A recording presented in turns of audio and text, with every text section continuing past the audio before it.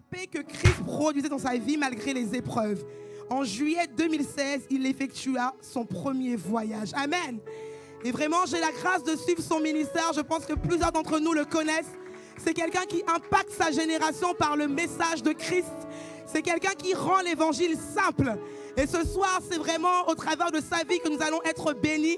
Mais nous voulons vraiment acclamer le Seigneur pour ce qu'il fait au travers de son serviteur. Je vais t'inviter vraiment, acclamons Jésus dans sa vie.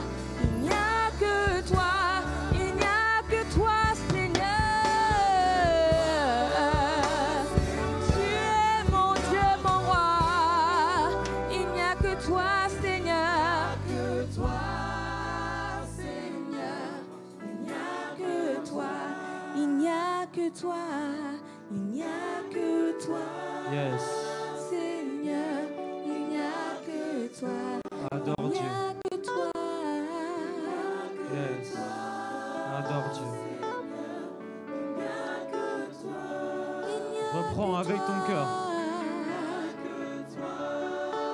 Seigneur, il n'y a que toi. Il n'y a que toi. Seigneur, il n'y a que toi. Il n'y a que toi. Tout ce monde, il n'y a que toi. Seigneur, il n'y a que toi, il n'y a que toi. Seigneur, il n'y a que toi, il n'y a que toi. Seigneur, il n'y a que toi, il n'y a que toi.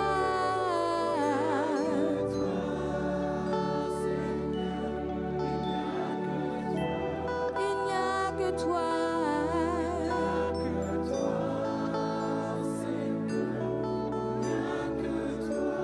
il n'y a que toi, Seigneur, il n'y a que toi, il n'y a que toi. Yes. Adore Dieu. Yes.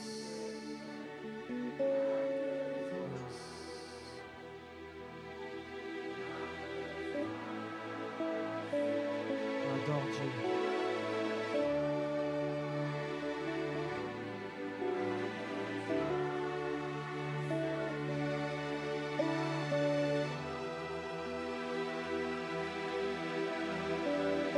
Il y a Un esprit de repentance qui veut tomber dans la salle.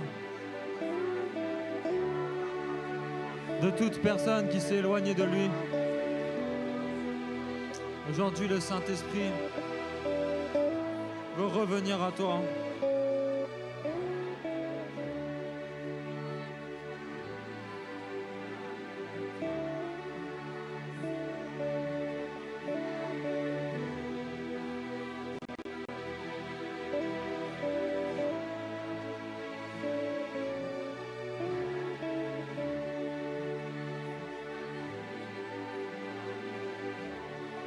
Dans quelques secondes, l'atmosphère va changer à un tel point que toutes celles et ceux qui demeurent dans le péché, Dieu va vous visiter puissamment.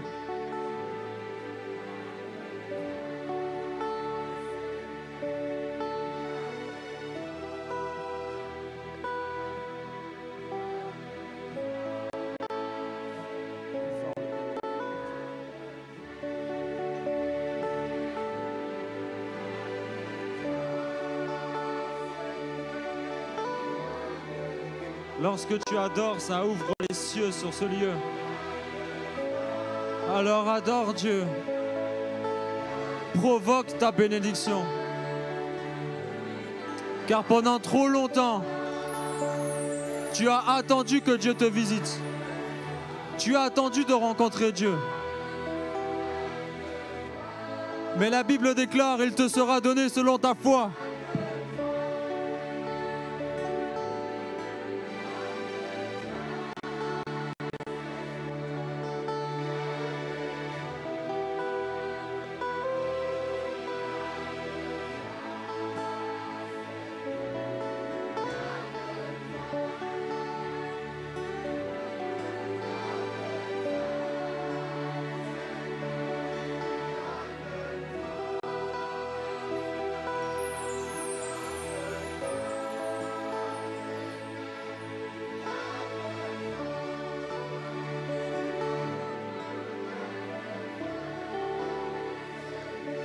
Le Saint-Esprit dépose en moi une image.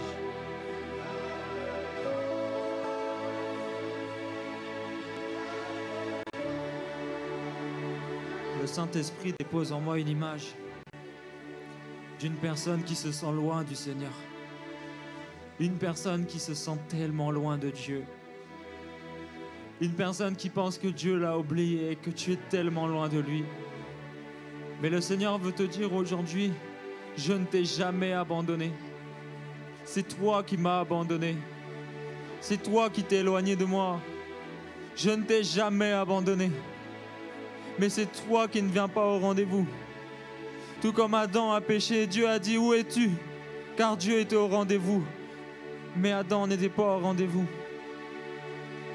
Il y a cette personne dans ce lieu qui pense à qui elle était auparavant. Avant, tu priais. Avant, tu lisais la parole. Avant, tu étais dans la sainteté, mais tu es tombé. Tu es tombé à un point où tu n'entends plus la voix de Dieu. Et le Saint-Esprit aujourd'hui te dit, je ne t'ai pas abandonné. C'est toi qui es parti. C'est toi qui t'es éloigné. Laisse-moi revenir à toi, dit l'Éternel. Laisse-moi revenir à toi. Laisse-moi prendre toute la place. Laisse-moi revenir dans ton cœur.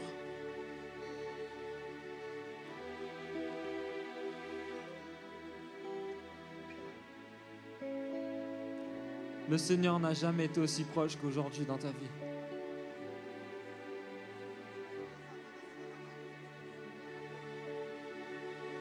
Je demande au Saint-Esprit de déverser un esprit de repentance. Toute personne qui avait perdu la conviction de péché, aujourd'hui, Dieu dépose en toi la conviction de péché. Et il met des images dans ton cœur de toutes les choses qui ont insulté Dieu.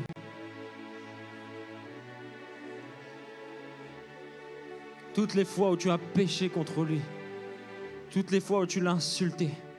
toutes les fois où tu t'es éloigné, ces choses viennent dans ton cœur maintenant.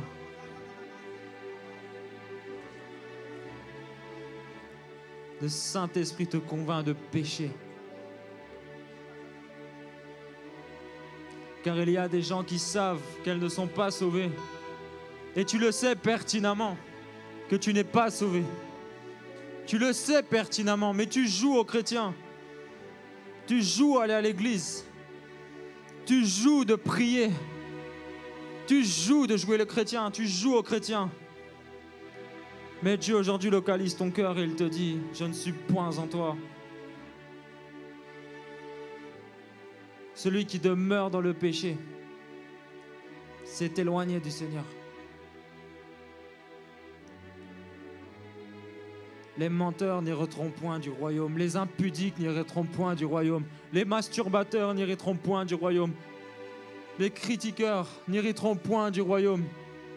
Les calomnieurs, les hypocrites, les jaloux, les rancuniers, les charnels. Aujourd'hui, je veux faire cet appel au salut à toute personne qui reconnaît qu'il a péché contre Dieu. Car la Bible déclare dans Luc 18 au verset 14, « Quiconque s'élèvera sera abaissé, mais quiconque s'abaisse sera élevé. » Le jour où tu mourras, tu rencontreras ton Créateur. Et il te posera la question, « As-tu fait ma volonté ?» Dieu n'est pas ton pote. Dieu n'est pas ton pote. Dieu est redoutable. Le Dieu qui a détruit Sodome et Gomorrhe est aussi le Dieu de la Bible, le Dieu du Nouveau Testament. Et Dieu est banalisé. On pêche, et on pêche, on pêche, on se moque de Dieu. Et on joue aux chrétiens, on lève les mains et on adore. Et on pense être dans le plan de Dieu. Mais le Saint-Esprit atteste dans mon cœur que beaucoup ici ne sont pas sauvés. Es-tu sûr, lorsque tu mourras, de rencontrer ton Créateur? As-tu la certitude d'être sauvé? À 100%. Car la bonne nouvelle, c'est que Jésus t'offre la possibilité d'être sauvé aujourd'hui. Malgré que tu aies péché, que tu aies fait du mal à tes parents, que tu aies fait du mal à certaines personnes. La bonne nouvelle, c'est que Christ aujourd'hui t'offre la possibilité d'être sauvé.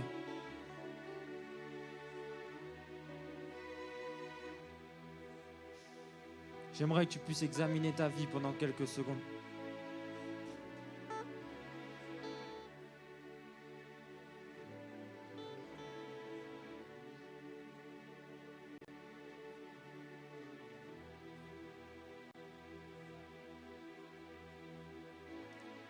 Et au travers de ce chant, j'aimerais que tu puisses te connecter et ne pas louper le jour de ton salut.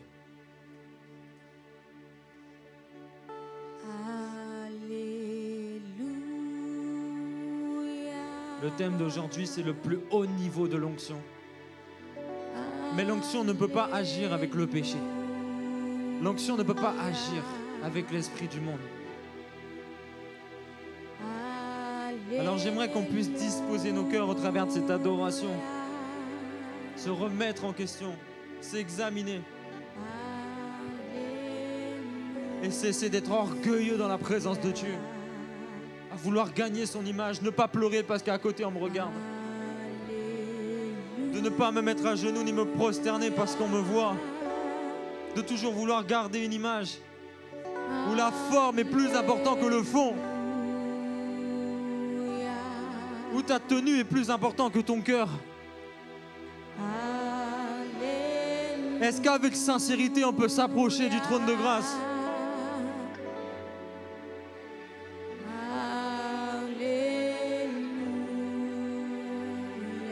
N'adore pas Dieu avec ta bouche, mais avec ton cœur.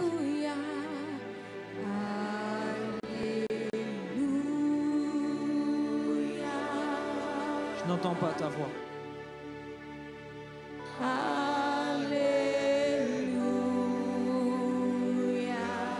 va y avoir une activation angélique durant cette adoration.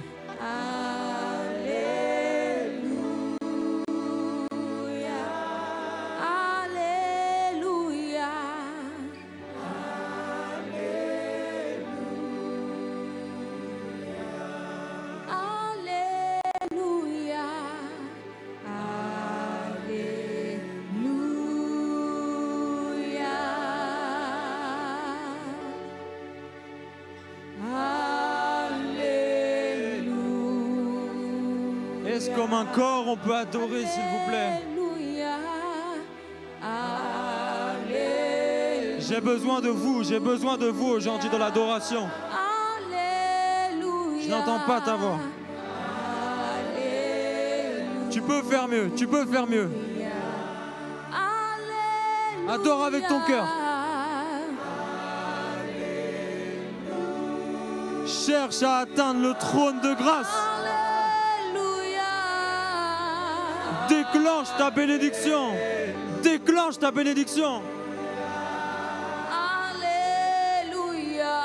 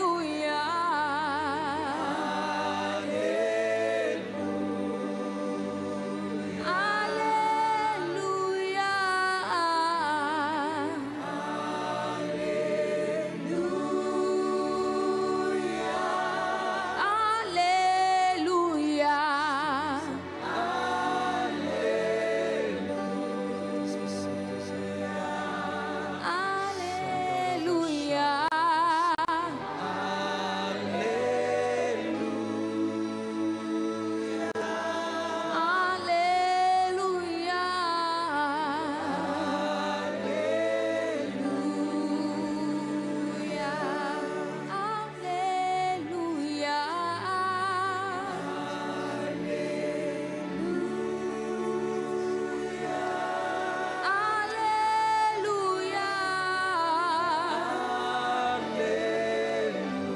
Présence de Dieu. Alléluia.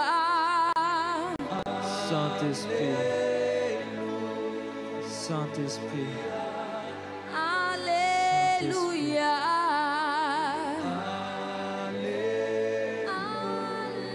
Saint, Saint, Saint est l'Éternel, Dieu Tout-Puissant, qui était, qui est et qui vient.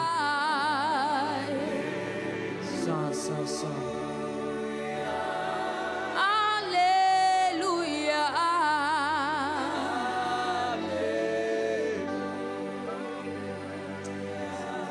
Alléluia.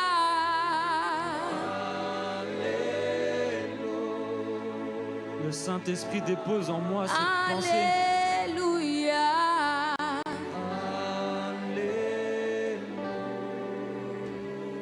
Je fais cet appel maintenant. Le Seigneur aujourd'hui veut revêtir, veut oindre, veut bâtir avec toi. Mais beaucoup bloquent l'atmosphère de par leur vie de péché, de par leur non-conversion. Alors je fais cet appel aujourd'hui à toute personne qui reconnaît vivre dans le péché, mais qui veut aujourd'hui venir à l'Éternel, venir à Dieu. Je t'invite de venir devant et je demande à l'Assemblée de fermer les yeux pour qu'on ne puisse pas voir qui vient devant, s'il vous plaît. Jouons le jeu, fermons les yeux. Et si tu reconnais vivre encore dans le péché, je t'invite devant. Que tout le monde puisse fermer les yeux, s'il vous plaît.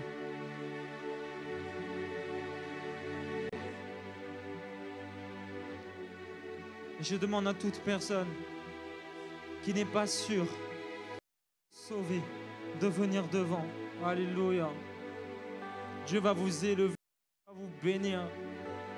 Beaucoup de personnes ont remis à demain. Beaucoup de personnes ont remis à demain. Mais es-tu sûr? Es-tu sûr de vivre? Es-tu sûr de pouvoir te repentir demain? Es-tu sûr d'être sauvé? Désolé.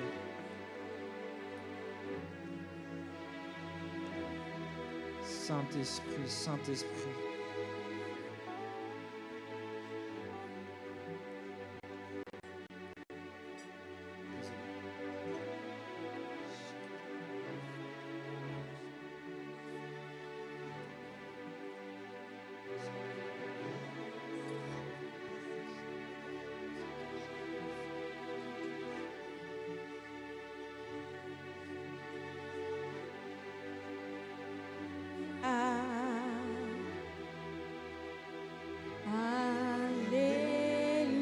Ce n'est pas un jeu, ce n'est pas un jeu.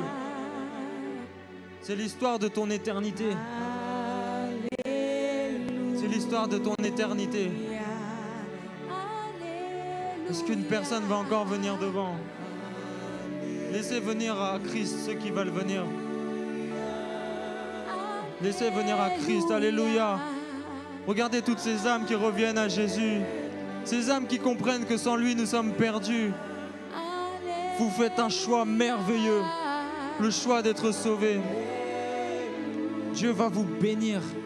Et Dieu se souviendra de vous. Dieu ne vous oubliera pas. Je vous promets que Dieu ne vous oubliera pas lorsque vous mourrez. C'est la plus belle chose que vous pouvez faire.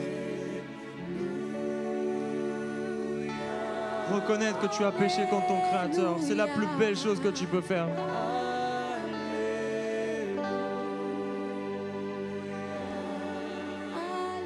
Aujourd'hui, vous vous humiliez devant les hommes, mais vous êtes honorés devant Dieu.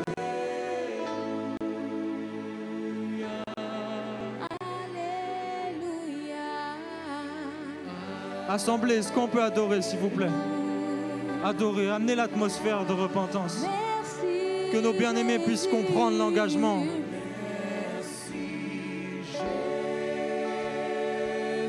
Si une personne reconnaît demeurer dans le péché, viens devant, tu as encore le choix. Tu as encore le choix. Ne laisse pas cette grâce passer. Car quiconque se rabaisse sera élevé.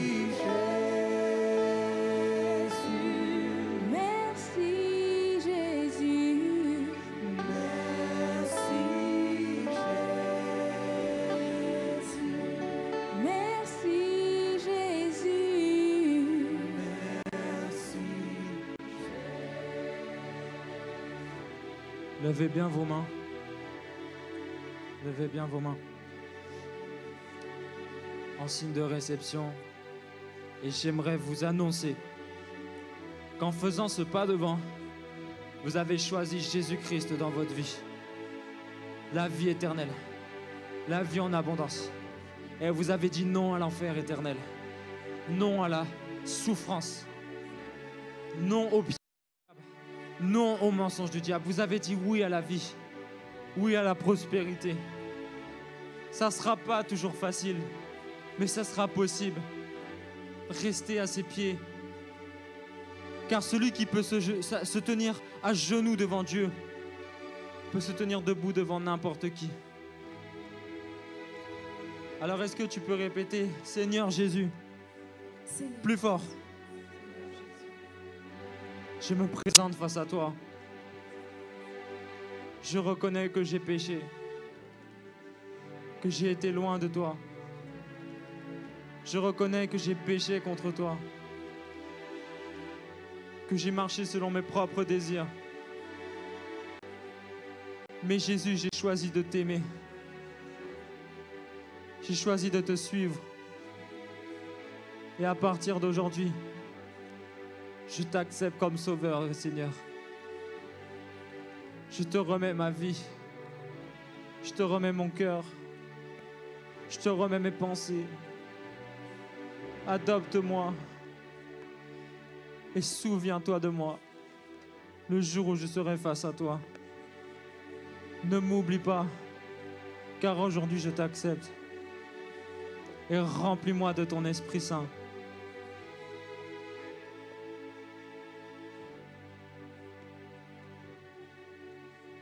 J'aimerais qu'on puisse lever bien haut nos mains.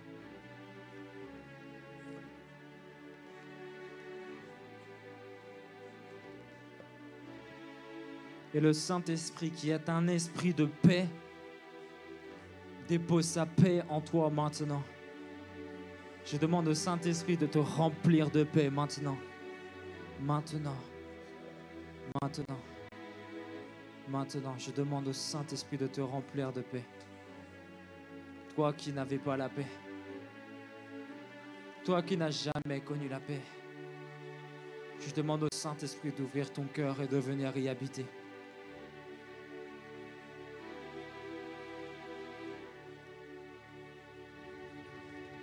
Saint-Esprit, Saint-Esprit,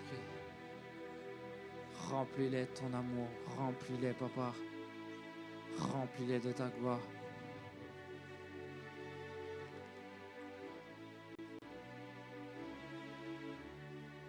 Est-ce qu'une personne qui a soif aujourd'hui peut élever sa voix avec tes propres mots et demander à Jésus qu'est-ce que tu veux?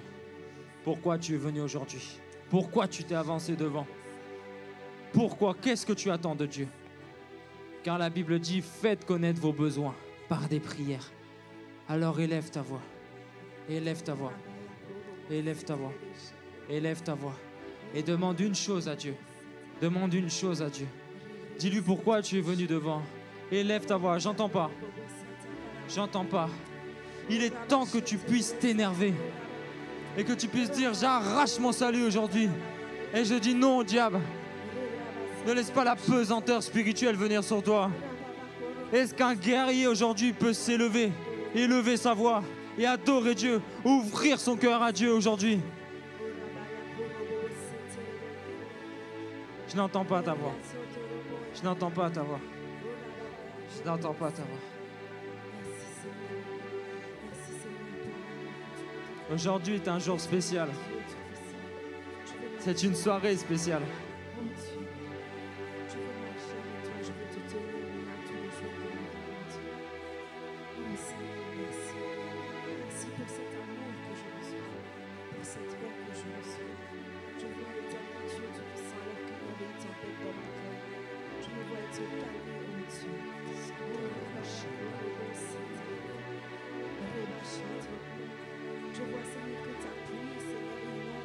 Saint-Esprit, je te prie, Papa, de les remplir de ta gloire. Remplis-les de ta gloire, Seigneur. Remplis-les de ta gloire, Père. Que ceux qui ne sont pas remplis du Saint-Esprit le soient maintenant, Père. Saint-Esprit. Saint-Esprit. Saint-Esprit. Saint-Esprit. Saint-Esprit. Saint-Esprit, Saint-Esprit, Saint-Esprit, Saint-Esprit, Saint-Esprit, Saint-Esprit, Saint-Esprit. Merci pour ta paix.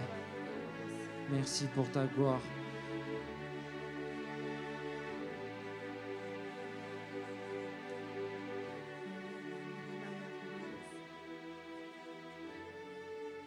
Le Seigneur aujourd'hui veut faire quelque chose de fort. Est-ce qu'une personne aujourd'hui s'attend à la main du Seigneur? Est-ce qu'une personne ici en a marre et veut saisir la grâce de Dieu? Est-ce qu'un adorateur a soif aujourd'hui? Donne-moi un bon amen.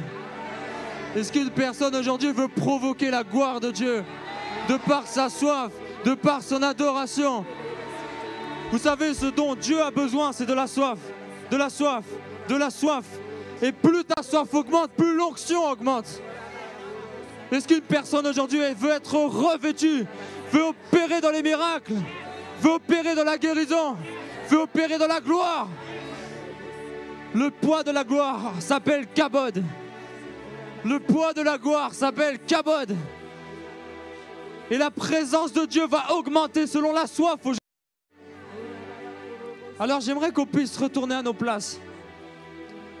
Et je vais enseigner sur l'onction. Puis on va reprendre un temps de prière. Alléluia. Parce que le Seigneur veut des assoiffés. Que Dieu vous bénisse. Toutes celles et ceux qui sont venus devant. Que Dieu vous bénisse. Aujourd'hui vous êtes sauvés. Alléluia. Alléluia. Amen. Alléluia. C'est le plus grand des miracles. C'est le plus grand des miracles. Le Saint-Esprit m'a convaincu que des personnes devaient se réconcilier avec Dieu aujourd'hui. Alléluia. Est-ce que des personnes sont reconnaissantes aujourd'hui? C'est tout. Dieu est puissant. Dieu est bon. Merci.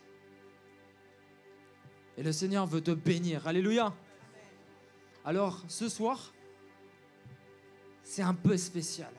Alléluia. Tu peux dire un peu spécial. Le Saint-Esprit veut surprendre. Alléluia. Est-ce qu'une personne aujourd'hui en a marre d'écouter, mais veut recevoir? Alors donne-moi un bon amen. Alléluia.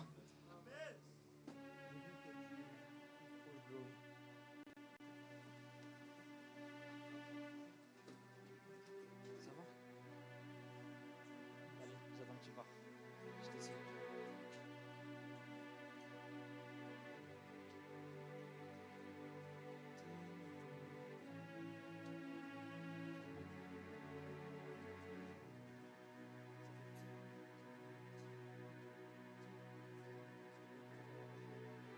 C'est pas grave. Alléluia. Que Dieu bénisse le pianiste, il est loin. Amen. On discute beaucoup parce qu'il amène l'atmosphère. Amen. Alors aujourd'hui, j'ai besoin, plus particulièrement, de plus de soif que d'habitude. J'ai besoin que tu t'attendes à Dieu. Au tout à coup.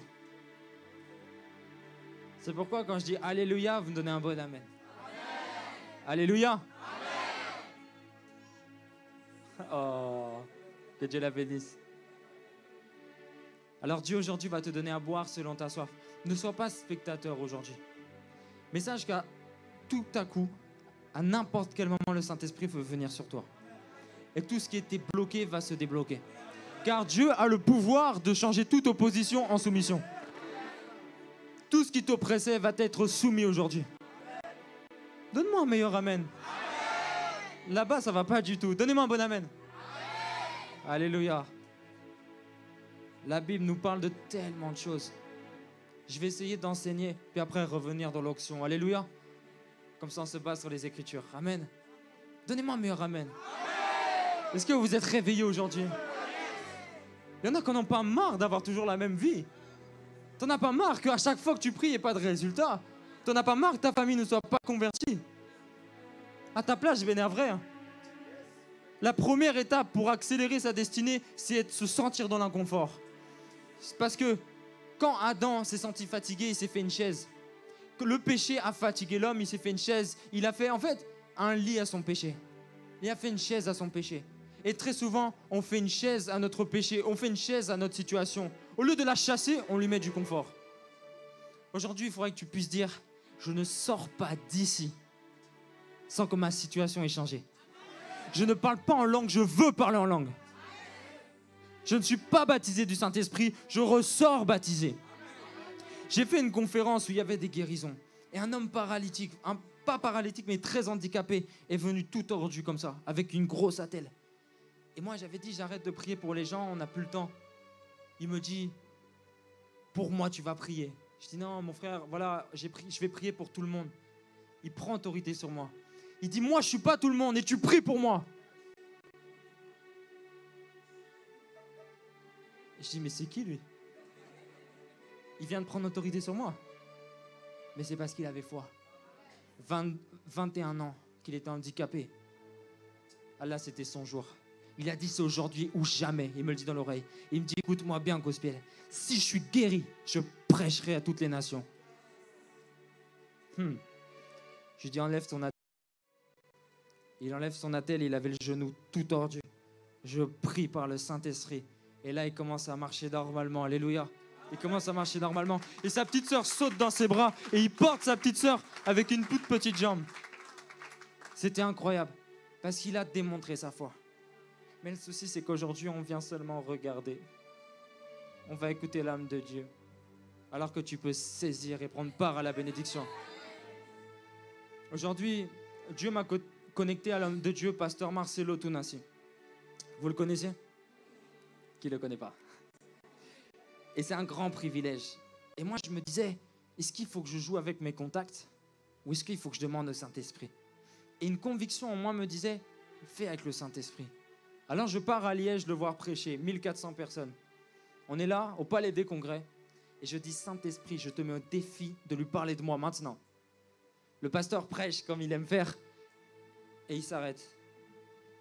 Vous, venez. Je dis, moi? Il dit, oui, vous venez, on va prêcher ensemble. Eux. J'ai devenu tout rouge. Je monte sur scène, tout ça. Et il me dit, je ne t'ai pas choisi en vain. Lorsque je prêchais, le Saint-Esprit m'a dit de te faire monter. Et après, il a prophétisé. Alléluia. Il a dit ce que j'allais faire. Il a dit ce que j'allais devenir. Et quand personne croyait en moi, lui avait cru en moi. Alléluia. C'est pour ça que je veux l'honorer. Mais aujourd'hui, je veux un adorateur qui dit « Seigneur, je te mets au défi de faire ça pour moi aujourd'hui. Seigneur, je ne pars pas sans ma bénédiction. » Alléluia. Quelqu'un qui est prêt à monter sur un arbre pour appeler Jésus. Alléluia. Aujourd'hui, j'aimerais que tu puisses t'énerver et être indigné. Comme on dit, trop, c'est trop. Trop, c'est trop. T'en as pas marre de ne pas avoir d'exaucement, de ne pas entendre Dieu, de vivre dans le péché, de voir ta famille qui est perdue, de ne pas avoir de réveil à Rennes. Si tu veux le réveil, réveille-toi déjà. On est sauvé pour sauver, réveillé pour réveiller. Mais on attend toujours que le réveil vienne d'un autre. Oh, je ne lui parle pas de Jésus parce que quelqu'un d'autre va lui parler. Fausse doctrine. Personne ne lui parlera. Aujourd'hui, j'aimerais qu'on puisse ne pas être dans la passivité, mais être actif. Alors, quand je dis quelque chose et que tu dis Amen, spirituellement, tu attrapes la bénédiction. Donne-moi un bon Amen. Alléluia. Waouh, je bénis Dieu. Quand je vais lire certains passages, vous allez être étonnés de ce que Dieu peut faire. Alléluia. Je parlais au début de l'esprit de repentance. L'esprit de repentance, c'est vraiment le Saint-Esprit qui dépose en toi la conviction que tu as péché contre Dieu. Et l'esprit de repentance invite l'onction. Quand une personne dit « Seigneur, je te demande pardon », il y a une gloire qui vient sur cette personne. Et quand j'ai dit tout à l'heure, demander pardon, eh bien, ça a invité la présence de Dieu. Donc là, la présence de Dieu est là. Celui qui guérit est là. Celui qui restaure les familles est là. J'aimerais qu'on puisse être révérent devant cette présence. Est-ce qu'on peut le respecter? Est-ce qu'on peut le considérer? Car l'onction ne vient que quand on la considère. Le Saint-Esprit ne se manifeste plus là où il est banalisé. Si tu banalises le Saint-Esprit, il n'aura plus envie de se manifester. Car concrètement, le Saint-Esprit n'a pas besoin de venir. Il est déjà là. Mais il a besoin de se manifester. Il se manifeste aux adorateurs. Alléluia. À la CER, j'ai été tellement honoré, frères et sœurs. L'accueil qu'on m'a fait. Je ne manque de rien. Et ça me donne envie de revenir. Parce que quand tu es honoré, tu as envie d'y aller. Et le Saint-Esprit est attiré par l'amour. L'amour attire le Saint-Esprit. Quand il sent qu'on l'aime, il a envie d'y aller. Alléluia. N'est-ce pas que tu as envie de rentrer chez toi quand tu te sens aimé? Mais tu n'as pas envie de rentrer quand il y a des embrouilles à la maison. Alors est-ce qu'aujourd'hui on peut essayer de, dans notre cœur, de considérer la présence de Dieu? Moi j'en ai marre que ce soit les anglophones qui impactent les francophones. Est-ce qu'on ne peut pas faire plus? Pas par rivalité, mais parce que c'est notre tour. On nous parle que de Catherine Kuhlman, de Bénigne. On nous parle que de eux. Mais une fois, j'ai dit à une sœur, tu me fais penser à Catherine Kuhlman. Elle a dit non. Moi, je ne ressemble pas à Catherine Kuhlman et j'accepte pas ça. Moi, je suis Myriam. Je dis pourquoi elle me dit ça? Bah parce que si Catherine Kuhlman aurait voulu ressembler à quelqu'un d'autre, elle n'aurait jamais été.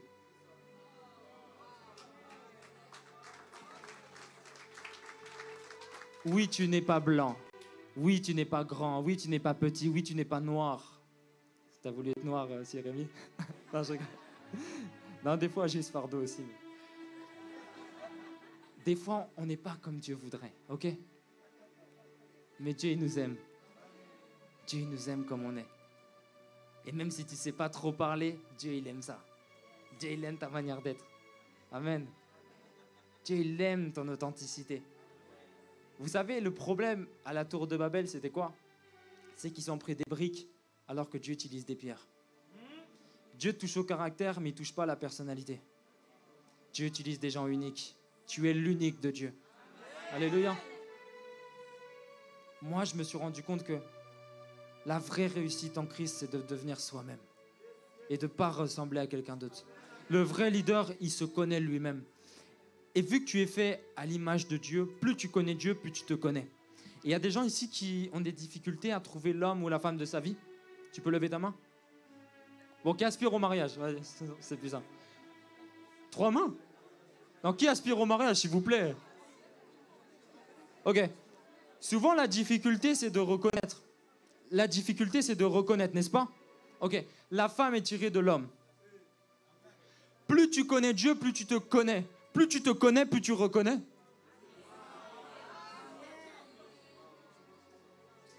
Vous savez ce que Reinhard Bonnke a dit? Le souci des chrétiens, c'est qu'ils prennent un talent et ils l'utilisent une fois, 2 fois, 3 fois. Après, ils prennent un autre talent, ils l'utilisent une fois, 2 fois, 3 fois. Ils prennent la guérison, ils l'utilisent une fois, 2 fois. Oh, j'arrête. Ils prennent la prophétie une fois, 2 fois, 3 fois. Et en fait, tu passes ta vie chrétienne à vouloir ressembler à d'autres personnes. Tu veux ressembler à un autre, tu veux ressembler à un autre, tu veux ressembler à un autre. Alors que peut-être Dieu voulait t'utiliser comme tu es. Ta douceur, ton impulsivité, peu importe. Dieu veut t'utiliser comme tu es. Alléluia. Vous n'imaginez même pas le prix que vous avez. Pourquoi vouloir toujours changer? L'homme est un éternel insatisfait. Il se concentre tellement sur ce qu'il n'a pas que ce qu'il a finit par disparaître. Mais Jésus a pris 5 pains et 2 poissons. Il a pris le peu qu'il avait. Il a rendu grâce et il y a eu la multiplication. Car la gratitude, c'est un multiplicateur. Quand tu reconnais de ce que Dieu a mis en toi, Dieu multiplie, Dieu fait croître et Dieu fait croître. Plus tu bénis ce que Dieu a déjà fait, plus Dieu fait croître. Et il y a un homme dans la Bible, Jacob. Il a dormi sur un caillou. Il n'était pas à l'aise. Sur un caillou, il a dormi, s'il vous plaît. Mais le Seigneur le visite. Il a une vision, il pleure. Il dit, waouh, ce lieu est redoutable. Dieu était présent et je ne le savais pas. Et là, il est choqué. Quand il se réveille de son songe, il dit, il prend la pierre, il a oint d'huile. La pierre symbolisait son instabilité, son inconfort, mais il a béni sa situation. Il a béni son instabilité, il a béni ses problèmes familiaux, il a béni ses parents, il a béni tout ce qui n'allait pas. Et aujourd'hui, j'aimerais qu'un adorateur puisse se dire, Seigneur, merci pour ce que tu m'as déjà donné. Et tu vas vivre la multiplication. Que cela soit ton partage. Ça va se multiplier. Sois seulement reconnaissant de l'église que Dieu t'a donnée. Sois reconnaissant de ton logement. Sois reconnaissant. Moi, j'étais un des hommes les plus ingrats du monde. Pendant 3 ans, j'ai vécu sur un matelas dans le ministère. Je louais une chambre et je vivais sur un matelas. Et par la grâce de Dieu, il y a 1 mois et demi, j'ai pleuré dans la présence de Dieu. Et je me suis énervé. J'ai dit, Seigneur, ah là je te dis, j'ai envoyé du lourd. Seigneur, moi, Gospiel, je ne te sers plus si tu ne me donnes pas un logement.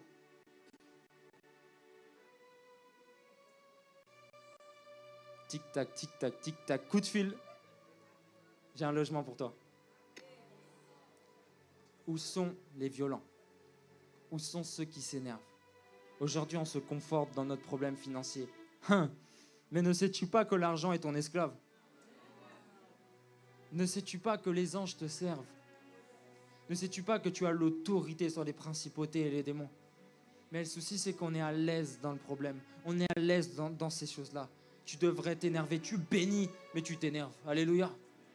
Aujourd'hui, je vais voir quelqu'un qui s'énerve. C'est fini ma situation. C'est fini. Dans Job 22, 28, la Bible dit « À tes résolutions répondra le succès ». Aujourd'hui, quelqu'un va prendre une résolution et Dieu va le bénir. Dans 3 Jean 1, 2, la Bible dit « Bien-aimé, je souhaite que tu prospères à tous égards et en bonne santé, comme prospère à l'état de ton âme. » La promesse liée à l'élévation, c'est le travail de ton caractère. Plus tu travailles ton caractère, plus Dieu te positionne. C'est terrible. Tout à l'heure, on a parlé de David, l'homme selon le cœur de Dieu. Il était tellement selon le cœur de Dieu que là où tout le monde le méprisait, Dieu l'a positionné. L'élévation, c'est une histoire de cœur.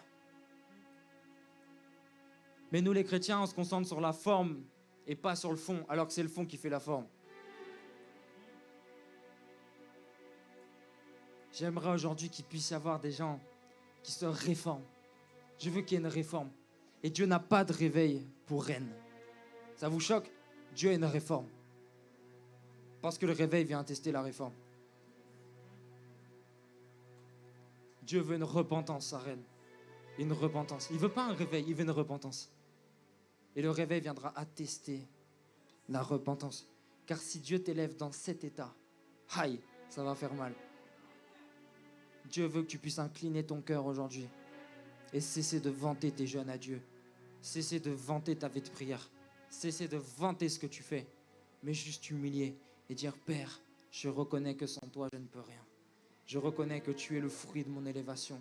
Je reconnais que sans toi, je n'aurais jamais pu. Ce que je vous donne, c'est des vraies clés, frères et sœurs. J'ai vu la main de Dieu dans ma vie. Mais il faut pouvoir se mettre au pied du Créateur. Parce que la plus haute place sur cette terre sont aux pieds de Jésus. Comme j'aime dire, celui qui peut se tenir à genoux devant Dieu peut se tenir debout devant n'importe qui. Une onction te positionne. Alléluia. La Bible nous parle dans Hébreux 12, 14. Sans la sanctification, nul ne verra le Seigneur. J'aimerais qu'on puisse prendre en considération cette parole. Il y a des gens qui me regardent dans les yeux alors qu'ils couchent avec quelqu'un de temps en temps, qui se masturbent. Comment tu peux me regarder dans les yeux en faisant ça? Comment tu peux me regarder dans les yeux en critiquant les gens? En faisant des tweets. Twitter va empêcher des gens d'aller au ciel. Comment tu peux demeurer dans le péché et croire que tu es sauvé? Je ne suis pas venu te condamner, mais je suis venu te dire la parole de Dieu. Sans la sanctification, nul ne verra Dieu.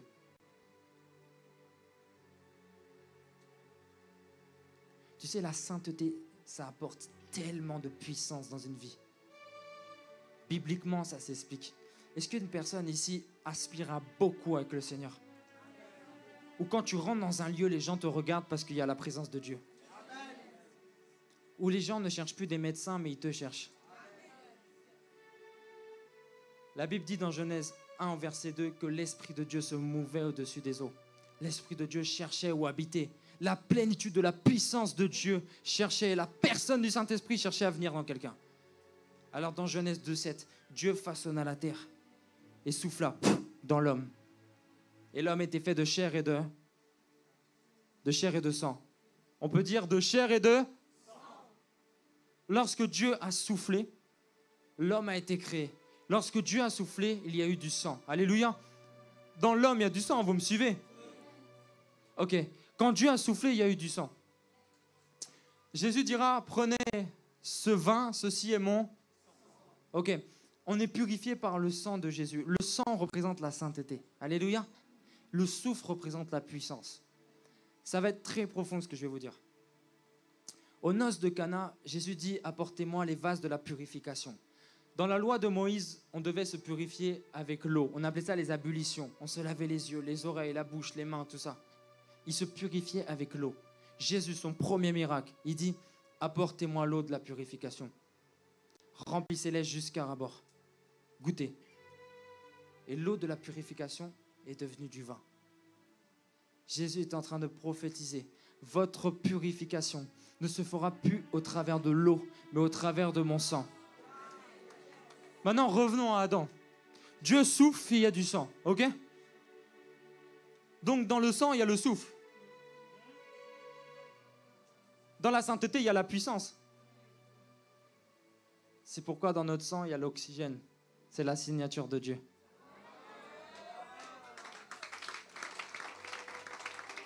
L'oxygène dans le sang veut dire le souffle dans la sainteté, veut dire la puissance dans la sainteté.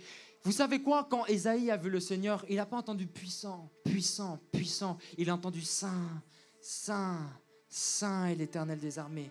Car la puissance de Dieu réside dans sa sainteté. Si tu quittes certains péchés, Dieu va te oindre d'une onction pas possible. Et dès maintenant, si tu te repens dans ton cœur, si tu dis Seigneur, je m'en veux, je veux que tu m'utilises, je t'assure que Dieu t'équipe comme tu n'as pas idée. Dieu va t'utiliser comme tu n'as jamais idée. Toi qui es même sorti en boîte, même il n'y a pas longtemps, Dieu te pardonne aujourd'hui. Il te regarde comme un père et il te dit, je ne t'ai jamais abandonné. Je t'ai toujours attendu. C'est toi qui es parti. Quand Adam a péché, Dieu a dit, Adam, où es-tu? Moi je dis ça, je dis, mais le Seigneur il est censé savoir, il sait tout. Mais non. Il a dit, où es-tu? Parce que Dieu était au rendez-vous, mais Adam n'y était plus. Le souci, c'est qu'on loupe nos rendez-vous avec le Seigneur. On loupe nos rendez-vous dans l'intimité. On loupe nos rendez-vous avec Dieu, alors que c'est lui, normalement, qui est censé nous donner la capacité. Aïe, aïe, aïe, aïe, aïe. Tout à l'heure, j'ai parlé de l'homme riche. Et l'homme riche, c'était un homme qui était orgueilleux. Tu n'as jamais vu ça. Et Jésus lui dit, si tu veux rentrer dans le royaume des cieux, tu dois appliquer la loi. Lui, avec orgueil, il bombe le torse. Il dit, mais j'observe déjà la loi. Alors Jésus l'attaque sur sa faiblesse.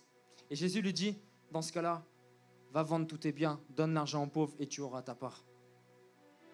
Comme j'ai dit tout à l'heure, l'enseignement, ce n'était pas que cet homme devait donner tous ses biens pour aller au ciel, mais c'était qu'il puisse dire, j'y arriverai pas. J'y arriverai pas. Je dis ça pour ceux qui n'étaient pas là tout à l'heure. J'y arriverai pas. Et quand tu dis, Seigneur, je n'y arrive pas, tu invites la grâce de Dieu. Plus tard, Jésus dira, il est plus facile pour un chameau de rentrer dans le trou d'une aiguille que d'un riche dans le royaume des cieux. J'ai rien compris. Chameau, aiguille, tricoté, animal, c'est quoi ça? Et puis j'ai médité. Le chameau, il transportait l'or, le bois, l'argent, les vêtements. Ok. L'aiguille, c'était l'entrée à Jérusalem. Il est plus facile d'un riche de rentrer, non, d'un chameau de rentrer en trou d'une aiguille que d'un riche dans le royaume des cieux. Attends, le chameau, il est chargé. Il arrive devant la porte, l'aiguille, on le décharge. On le décharge. Le chameau passe l'aiguille, on le charge et il rentre dans la ville. Quand tu viens à Christ avec tous tes désirs mondains, tes musiques mondaines, ta vie mondaine, ton petit copain, le sexe, tu ne peux pas rentrer dans le royaume des cieux. Tu ne peux pas, comme ce chameau. Tu es riche en fait et tu as besoin de t'appauvrir pour que Dieu puisse te réenrichir. Il faudrait que tu puisses abandonner certaines relations pour que Dieu puisse te donner ton Jonathan. Dieu puisse te donner ton ami. Souvent, j'ai bloqué ma destinée en restant en couple avec quelqu'un à l'époque. J'étais même en Christ, je vous dis, je pensais que c'était la femme de ma vie, mais j'ai perdu du temps. J'ai perdu du temps. On ne s'était pas fiancés. Mais elle m'a quitté au bout d'un moment. Et j'ai dit, mais non, mais c'est pas possible, c'est la femme de ma vie. Là, je me suis mis à prier, j'ai prié pour elle. J'ai prié, j'ai dit, il faut qu'elle revienne. C'était la femme de ma vie. Mais en fait, je me suis dit, mais peut-être je suis en train de vivre dans le passé. En fait, des fois, il faut abandonner certaines choses pour pouvoir rentrer pleinement dans le plan de Dieu. Parce qu'à l'époque, à Jérusalem, il y avait des remparts tout autour. On ne rentrait pas comme ça. Il fallait passer par la porte. Et étroite est le chemin qui mène au Père. Mais large est la porte qui mène à la perdition. Aujourd'hui, si tu veux aller loin avec le Seigneur, si tu veux même être sauvé, il y a beaucoup de choses que tu vas devoir abandonner. Énormément. Parce que Dieu ne peut pas te laisser rentrer avec trop de choses. Tu dois abandonner, te dépouiller, afin que Dieu puisse t'amener plus loin. Alléluia. Et il y a des personnes ici qui n'ont pas tiré un trait sur leur passé, qui vivent vraiment avec un lien d'âme, avec certains amis, certains garçons, certaines femmes. Il faut briser ce lien. Ça te maintient dans ton ancienne vie. Aujourd'hui, j'aimerais que tu puisses t'abandonner. L'orgueil, il se révèle à chaque décision que tu prends sans avoir consulté Dieu. Aujourd'hui, abandonne-toi et Dieu lui-même te dira quoi faire. Dieu lui-même te dira. Mais j'aimerais que tu puisses te séparer aujourd'hui. Si tu reconnais que tu es bloqué avec Dieu, tu reconnais que tu n'avances pas, peut-être que tu devrais te séparer de certaines choses. Tout simplement. Alléluia. Vous me suivez? Je continue. Il y a certaines personnes qui sont tellement orgueilleuses qu'elles ne veulent pas commencer à zéro. Mais tu sais que commencer à zéro, c'est une bénédiction. Parce que ça permet de creuser plus profond pour bâtir plus haut. Quand tu vois que ta vie, elle est difficile, sache que tu es en train de creuser, tu touches le fond, mais tu es en train de bâtir quelque chose de plus solide. Dans le psaume 127, au verset 1, la Bible dit « Si l'Éternel ne bâtit, celui qui bâtit, bâtit en vain. » Le diable peut balayer tout ce que tu as bâti sans Christ. C'est pour ça que souvent, quand tu viens à Christ, tu te dis « Mais c'est trop dur. Je dois abandonner ça, je dois abandonner ça, je dois abandonner ça. » Et tu te dis « Mais en fait, il y a trop de trucs à changer pour plaire à Dieu. » Mais est-ce que tu t'es pas dit justement que c'était le péché qui t'avait changé et en venant à Christ, tu redeviens toi-même?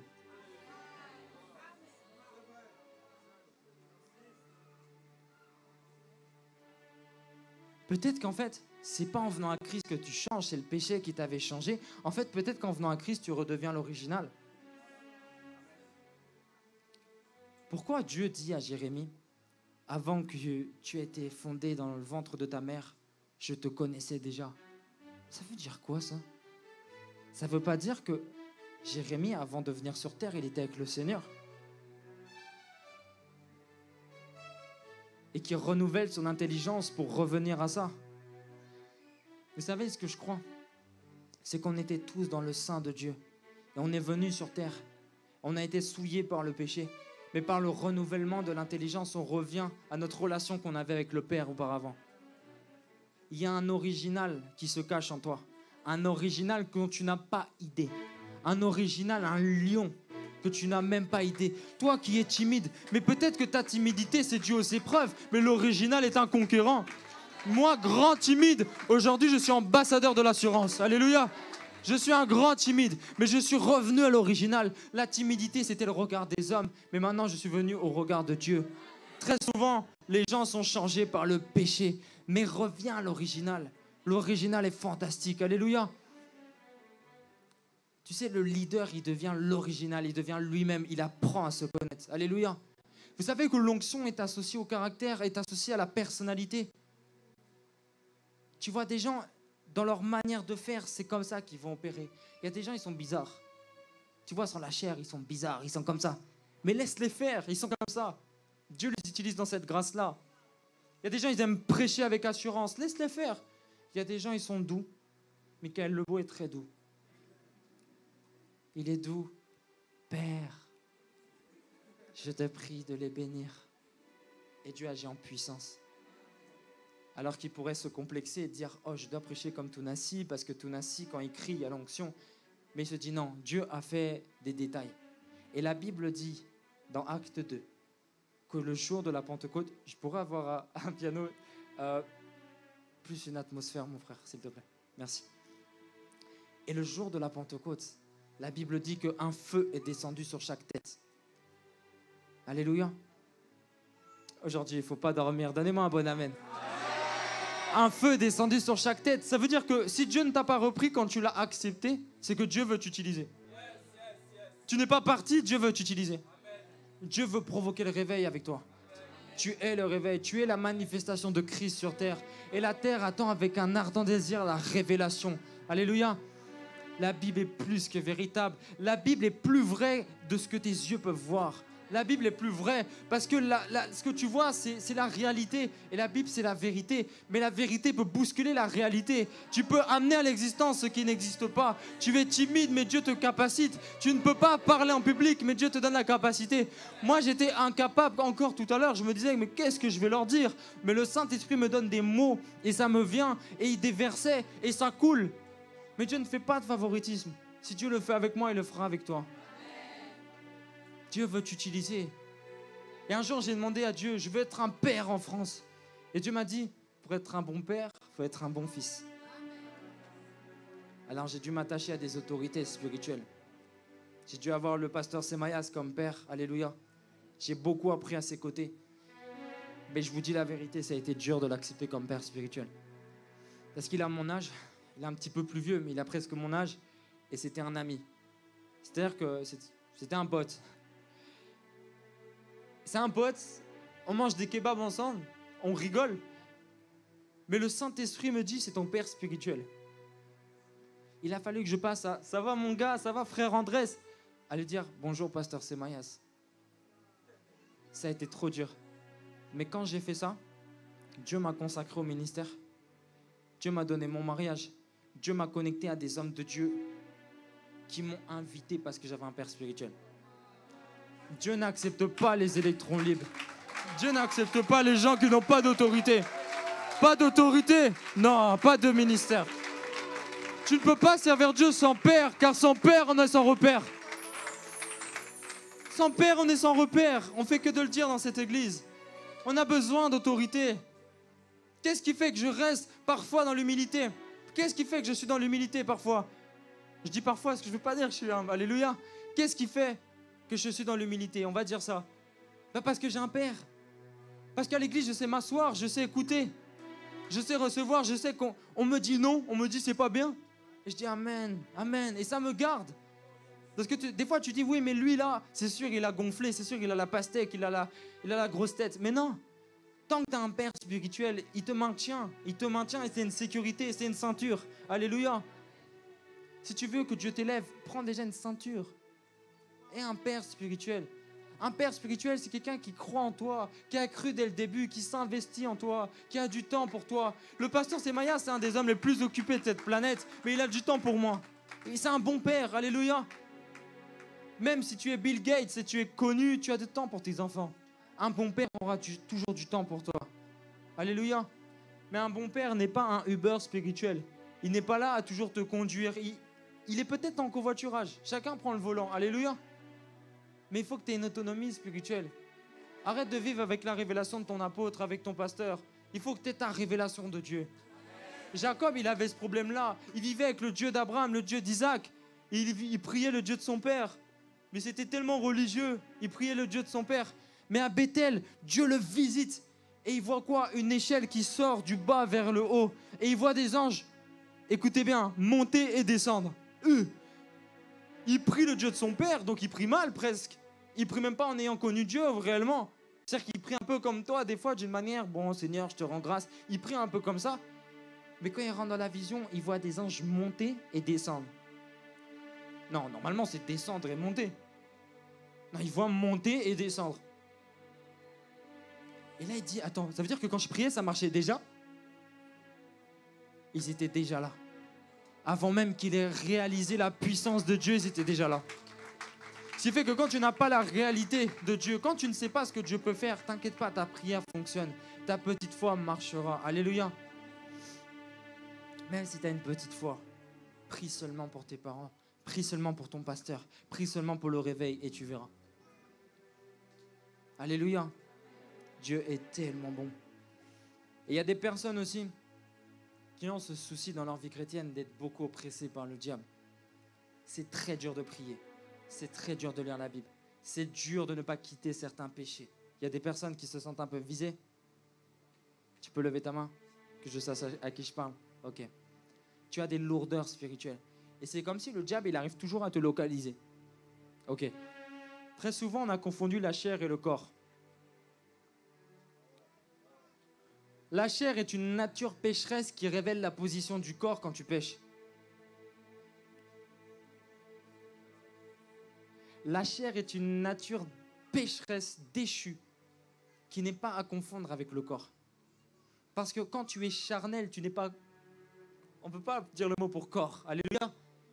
Charnel est une nature pécheresse. Et quand tu pèches, en fait, ta chair révèle la position de ton corps pour donner des maladies, la position de ton âme pour donner des démons et la position de ton esprit pour occulter toutes tes révélations. Quand tu es charnel, spirituellement, tu réapparais devant le diable. Parce que la chair, c'est un pilier du diable. La chair est un agent du diable. La chair est diabolique. La Bible dit que le péché est emprisonné dans la chair. C'est un agent. C'est-à-dire que le diable a un agent, c'est ta chair. Et quand tu es charnel, tu donnes en fait l'opportunité au diable de savoir où tu es. Écoute bien.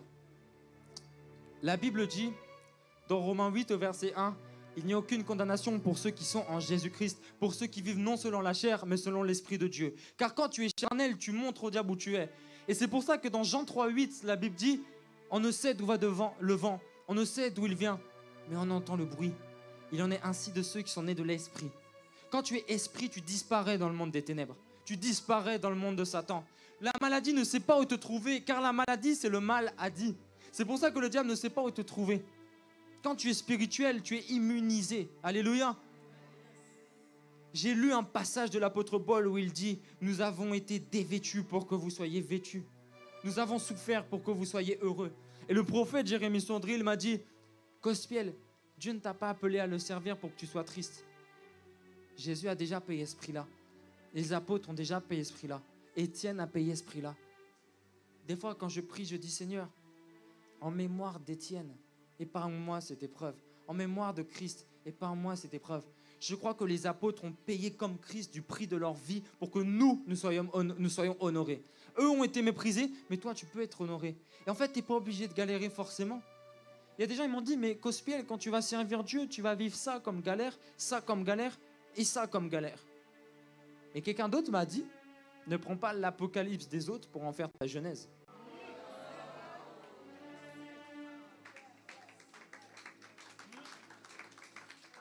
Pourquoi je devrais souffrir en fait? Pourquoi je devrais souffrir? Tu peux souffrir en Christ, mais tu pourras surmonter. Mais tu peux aussi ne pas souffrir. Tu peux être béni comme personne. Moi, il y a des choses que j'ai expérimentées avec le Seigneur dans la guérison. Quand je lis des livres, je vois qu'un homme de Dieu a mis 12 ans pour accéder à cette guérison. Mais Dieu a fait vite avec moi. On ne sait pas. Des fois, ça sera long, des fois, ça sera rapide, mais crois que Dieu peut faire rapidement. Est-ce qu'une personne ici se dit, mais moi, je ne peux pas servir Dieu? Je ne me sens pas prêt. Est-ce que des personnes ici sentent ça en eux? Je ne me sens pas prêt. Ouais, il y en a. Mais tu sais, moi-même, je ne me sens pas prêt. Et même le pasteur, le couple pastoral, tous les pasteurs, il y a des moments où on se dit, mais est-ce qu'on est vraiment prêt? Est-ce qu'on est encore dedans? Est-ce que c'est le bon message? Est-ce que c'est... En fait, mais au bout d'un moment, on se dit, Seigneur, c'est toi qui m'envoies. Moi, je vais avec le peu de force que j'ai, comme Gédéon. Dieu lui dit, mais va avec le peu de force que tu as. Si c'est moi qui t'envoie, ça suffit. Alléluia. Et on était en évangélisation. Et une fille toute timide me dit, ah moi, Cospiel, je ne pourrais pas évangéliser. Hein.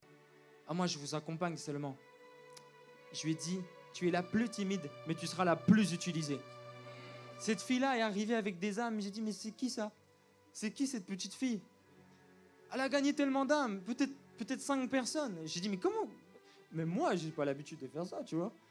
Je me dis, comment elle a ramené 5 personnes à Christ? Oh, Dieu l'a utilisé plus que moi. Ça m'a brisé. Et maintenant, je dis, Seigneur, je ne sais plus évangéliser. Je me mets dans cette position, je viens comme un enfant. Alléluia. Ah là là, Dieu est puissant. Quand la Bible parle de la repentance dans Actes 3, 18, la Bible dit, repentez-vous et convertissez-vous afin que vos péchés soient effacés. Quand la Bible parle de repentance, elle ne parle pas seulement du péché. Elle parle du mindset. Elle parle de la manière de réfléchir. Elle parle de la programmation. Il faudrait qu'aussi que ta manière de penser puisse switcher et que tu puisses commencer à penser différemment, vivre différemment. Tu sais que moi, j'avais un style de fille. Quand j'ai commencé à prier, mon style de fille a changé. Tes goûts peuvent changer dans la présence de Dieu. Tout peut changer dans la présence de Dieu. Dieu peut faire une nouvelle création, une nouvelle créature. Oui, mais moi, j'arrive pas à me contenir. Prie seulement. En esprit, il y a tout. Dans l'esprit, il y a tout. La bonté, l'amour, la compassion. Mais le Seigneur, il prend en esprit et il l'amène en vérité. C'est vraiment pour vous encourager. Alléluia. C'était vraiment ce que le Saint-Esprit mettait à cœur de partager. Mais maintenant, je vais rentrer dans mon message. Amen. Je vous assure que ce message était pour quelqu'un. Tu peux dire Amen. Alors, je vais déplacer la chair. Ça va. Merci. Que Dieu te bénisse, mon frère. La Bible dit dans Ézéchiel 47, chapitre 2. Et est-ce qu'on peut se mettre debout pour ce passage-là? C'est la fin du message, mais c'est le plus important. Frères et sœurs, si vous savez seulement ce que Dieu va faire dans quelques minutes. Aïe, aïe, aïe. Tu peux dire aïe, aïe, aïe.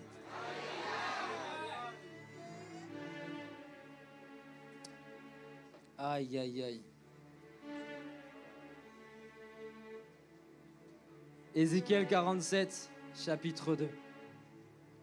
Verset 2. Ézéchiel 47, 2. Puis, il m'a fait sortir par la porte nord et m'a fait faire le tour par dehors jusqu'à ce que la porte extérieure, qui est orientée à l'est. J'ai vu que l'eau coulait du côté droit. Lorsque l'homme s'est avancé vers l'est, il tenait un ruban à mesurer. Il a mesuré 500 mètres. Puis, il m'a fait traverser l'eau. J'en avais jusqu'aux chevilles. Notez jusqu'aux chevilles. Il a mesuré encore 500 mètres. Il m'a fait traverser l'eau j'en avais jusqu'au genou. Notez genou. Il a mesuré encore 500 mètres et m'a fait traverser. J'en avais jusqu'à la taille. Notez jusqu'à la taille. Il a mesuré encore 500 mètres. C'était devenu un torrent que j'étais incapable de traverser. Car l'eau était si profonde qu'il fallait y nager. Ok, laissez-moi vous imaginer ça. Ézéchiel est là. Le Seigneur lui parle. Il lui dit, avance de 500 mètres, 1000 coudées. Il avance, l'eau est jusqu'à la cheville. Sur la jambe, amen. Sur les jambes. Il avance jusqu'au... Toujours à la jambe. Il avance jusqu'au bassin. C'est encore la jambe. Mais après, il a fallu qu'il nage. Ok. Dieu voulait symboliser les 3 niveaux d'onction qu'on peut donner à un membre. Mais il y a une 4e onction qui n'est pas donnée à un membre, il est donné à un corps. Non, mais écoutez bien, parce que ça va vous booster. L'onction du salut, l'onction du lépreux, l'onction de la présence de Dieu, l'onction sacerdotale, l'onction de l'autorité, l'onction royale. C'est tout ce qui peut être donné à un membre. Et on ne peut pas agir plus qu'avec l'onction royale en tant qu'homme. Mais il y a une onction qui s'appelle l'onction corporative. L'onction du corps. Où là, on n'est plus au bassin, on est obligé de nager. Et on a besoin de toucher un chacun. Quand tout le monde se met à adorer ici, la gloire de Dieu descend plus que dans l'onction royale. Moi, je prophétise avec foi. J'ai déjà vécu ça tellement de fois. Et je prophétise avec foi que les cieux vont descendre. J'ai vécu ça tellement de fois, frères et sœurs, parce que le peuple avait soif. Et on m'a dit qu'à Rennes, les gens avaient soif. On m'a dit à Rennes, c'est une des églises les plus chaudes d'ACER. On m'a dit, on parle de partout. À Rennes, ça rigole pas. À Rennes, waouh! À Rennes, ils ont soif. On m'a dit ça. À Rennes, ils ont soif.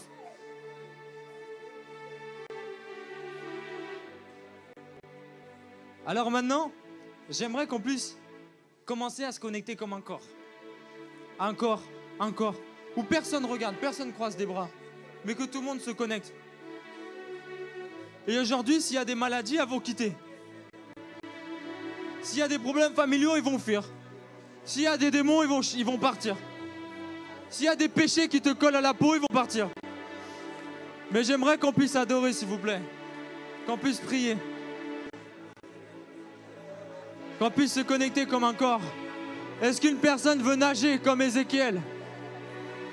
Est-ce qu'une personne veut nager comme Ézéchiel? Comme Ézéchiel, comme Ézéchiel. Comme Ézéchiel. Comme Ézéchiel, dans le torrent. Dans le torrent. Couler comme dans le torrent. Élève ta voix, élève ta voix, élève ta voix, élève ta voix. Connecte-toi, connecte-toi. Ne laisse pas la grâce passer. Ne laisse pas la grâce passer. Connecte-toi, connecte-toi. Tiens-toi prêt, tiens-toi prêt. Connecte-toi, mais sois prêt. Sois prêt. Élève ta voix. Est-ce qu'on peut prier en esprit?